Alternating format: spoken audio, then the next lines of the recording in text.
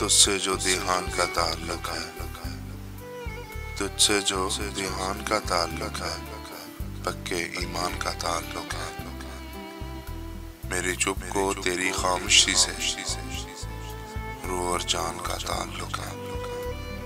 तू समझता है मेरे लहजे को और ये मान का ताल्लुक है। तुझसे मेरे ख्याल का रिश्ता यानी वजदान का ताल्लुक है। तू रहता है दिल में यूं जैसे घर से सामान का ताल्लुक है।